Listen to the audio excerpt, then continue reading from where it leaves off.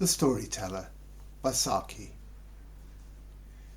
It was a hot afternoon, and inside the train it was steamy. The next stop was Templecombe, almost an hour ahead. In one car of the train there were a little girl, an even younger girl, and a little boy. Their aunt sat in a seat in the corner. In the opposite corner of the car was a bachelor who didn't know them. The girls and the boy were all over the train car. The aunt kept telling the children, "Don't," while the children kept asking her questions, starting with, "Why?" The bachelor said nothing to them. "Don't, Cyril, don't," exclaimed the aunt, as the boy began hitting the seat cushions, making clouds of dust fly up. "Come over here and look out of the window." Reluctantly, the boy went over to the window. "Why are they driving those sheep out of that field?" he asked. "I guess they're being taken to another field that has more grass," said the aunt weakly. "But there's lots of grass in that field," protested the boy. "There's nothing but grass there, Aunt. There's lots of grass in that field." "Maybe the grass in the other field is better," the aunt suggested foolishly. "Why is it better?" came the quick, obvious question. "Oh, look at those cows!" exclaimed the aunt. Almost every field they passed was full of cows and bulls, but she acted like it was an unusual thing.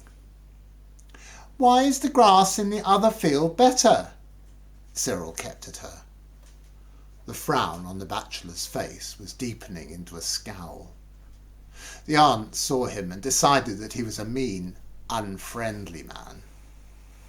And she couldn't come up with any good explanation for the little boy about the grass in the field. The younger girl tried to entertain herself and everybody else by starting to recite a poem. She only knew the first line, but she used that as much as possible. She repeated the line over and over again in a dreamy but loud voice. The bachelor thought it seemed like someone had bet her she couldn't say that same line 2,000 times without stopping. Unfortunately for him, it seemed that she was going to win the bet. "Come over here and listen to a story," said the aunt, when the bachelor had given her 2 nasty looks and looked like he was going to call the train conductor. The children moved towards the aunt without any enthusiasm. They obviously didn't think their aunt was a very good storyteller. In a quiet voice, that was often interrupted by loud questions from the children, the aunt started a not-so-interesting story about a little girl who was good. Because she was so good, she made lots of friends, and was finally saved from a wild bull by people who admired how good she was. "Would they have saved her if she hadn't been good?" demanded the older of the little girls. That was exactly the question the bachelor wanted to ask. "Well, yes," answered the aunt lamely, "but I don't think they would have run so fast to help her if they hadn't liked her so much." "It's the stupidest story I've ever heard," said the older of the little girls. "I didn't even listen after the first part because it was so stupid," said Cyril. The younger girl didn't comment on the story, but long before she'd stopped listening and started repeating the line from the poem again. "You don't seem to be a very good storyteller," said the bachelor suddenly. The aunt immediately got defensive at this unexpected attack. "It's very difficult to tell stories that children will understand and enjoy," she said stiffly. "I don't agree with you," said the bachelor. "Maybe you'd like to tell them a story," the aunt shot back. "Tell us a story," demanded the older of the little girls. "Once upon a time," began the bachelor, "there was a little girl called Bertha who was very, very good." The children's temporary interest started fading immediately. To them, all stories seemed boring and the same, no matter who told them. She did everything she was told to do. She always told the truth and kept her clothes neat and clean. She ate food that was good for her instead of junk food and sweets, got good grades in school and was polite to everyone. Was she pretty? Asked the older little girl. Not as pretty as any of you, said the bachelor, but she was horribly good. The children showed they liked this part of the story. The word horrible in connection with goodness was something new, and they liked it. It seemed real and true, unlike the aunt's stories about children. She was so good, continued the bachelor, that she won several medals for goodness, which she always wore pinned to her dress. There was a medal for following rules, one for being on time, and one for general good behaviour.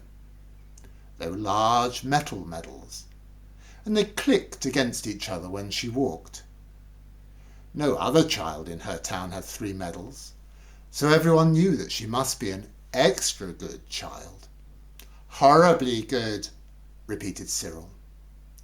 And everybody talked about how good she was, and the prince of the country heard about it. He decided that she was so good he would let her walk once a week in his park just outside the town. It was a beautiful park, and no children had ever been allowed in it before, so it was a great honour for Bertha to be allowed to go there.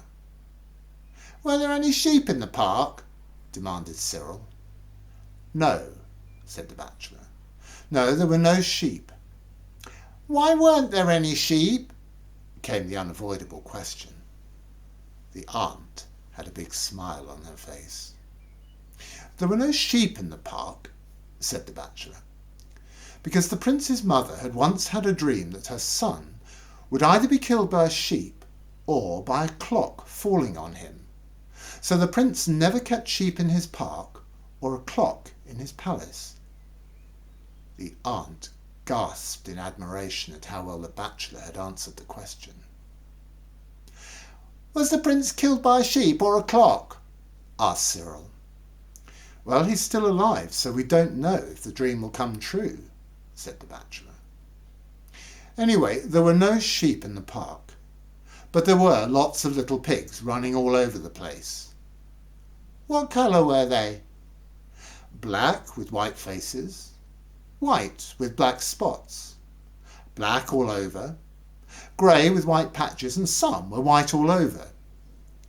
The storyteller stopped to let the children imagine all the great things about the park, and then started again. Bertha was sad to find that there were no flowers in the park. With tears in her eyes, she'd promised her aunts that she wouldn't pick any of the flowers. She wanted to keep her promise, and it made her feel silly that there weren't any flowers to pick. Why weren't there any flowers? Because the pigs had eaten them all, the bachelor said right away. The gardeners had told the prince he couldn't have both pigs and flowers, so he decided to keep the pigs and forego the flowers. The children were all happy with the prince's choice. So many people would have picked the flowers over the pigs. There were lots of other fun things in the park. There were ponds with gold, blue and green fish in them, and trees with beautiful talking parrots, and hummingbirds that could hum popular music. Bertha walked around and totally enjoyed herself. She thought, if I weren't so good, very good, they wouldn't have let me come to this beautiful park and enjoy everything in it.